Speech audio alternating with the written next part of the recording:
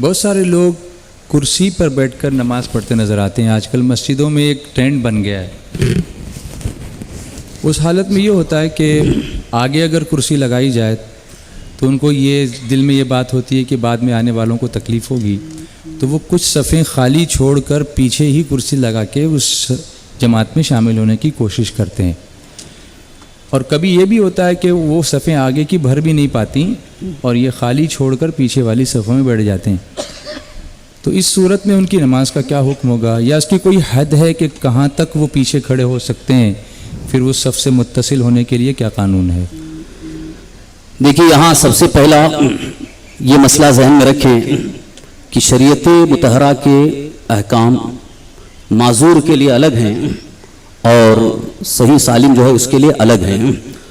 جب کوئی معذور ہو گیا، یعنی جس کو عذر شرعی لائق ہے، معذور ہونے کے بعد اب شریعت نے اسے کئی معاملات میں رخصت دی ہے، تو وہ رخصت کے اعتبار سے وہ اسی اعتبار سے وہ اپنی نماز پڑھ سکتا ہے. اب وہ شخص جو کھڑے ہو کر مکمل طور پر رکوع سجدہ کے ساتھ نماز پڑھنے پر قادر نہیں ہے، یعنی جو نارمل طور پر نماز پڑھی جاتی ہے رکوع سجدے کے ساتھ، اس طریقے سے وہ نماز پڑھنے پر قادر نہیں، صرف کھڑا تو ہو سکتا ہے لیکن رکوع کے لیے تکلیف ہے یا سجدے میں جا کر کے اٹھنے کے لیے تکلیف ہے، بیٹھ نہیں سکتا ہے. تو ایسے شخص کو جب شریعت مطہرہ نے معذور قرار دیا تو اب وہ معذور کے حکم میں ہونے کے بعد اس کو چاہے نیچے بیٹھے یا کرسی پر بیٹھے، بیٹھ کر کے نماز پڑھنے کی شریعت نے اجازت دی ہے. اب یہاں اب وہ جب معذور ثابت ہو گیا تو وہ کرسی پر بیٹھ کر کے نماز پڑھے گا.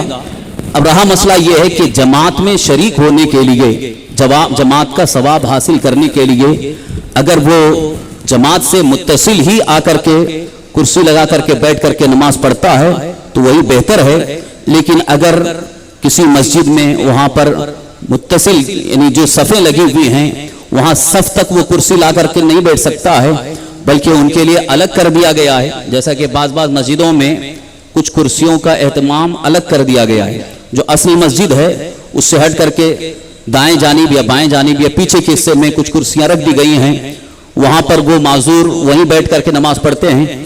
تو اب اس میں صفوں کا اتصال نہیں ہے، مگر پھر بھی اگر وہ دور بیٹھ کر کے بھی وہ نماز پڑھ رہا ہے یعنی جماعت کے ساتھ، اگرچہ 2-3 صفوں سے دور ہے، تب بھی اسے جماعت کا ثواب حاصل ہوگا.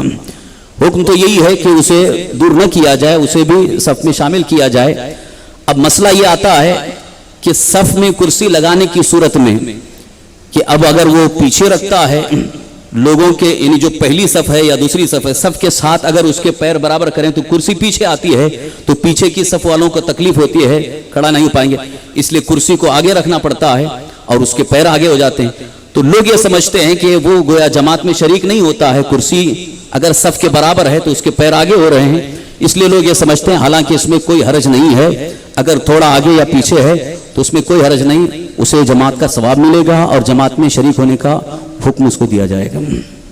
تو اس کی کوئی ڈسٹنس کی حد نہیں، کتنی دور تک بیٹھ سکتا ہے؟ جہاں تک مسجد کی صفیں ہیں لگتی ہیں وہاں تک وہ بیٹھ سکتا ہے، چاہے وہ صحن ہو جی تب بھی بیٹھ سکتا ہے. اچھا، بیٹھ کر نماز پڑھنے کی صورت میں چونکہ وہ سجدے پر قادر نہیں ہے تو کیا اس سے قیام بھی ساقط ہو جائے گا؟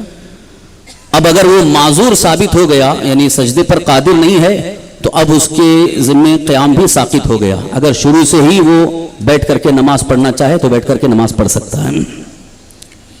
اچھا، کوئی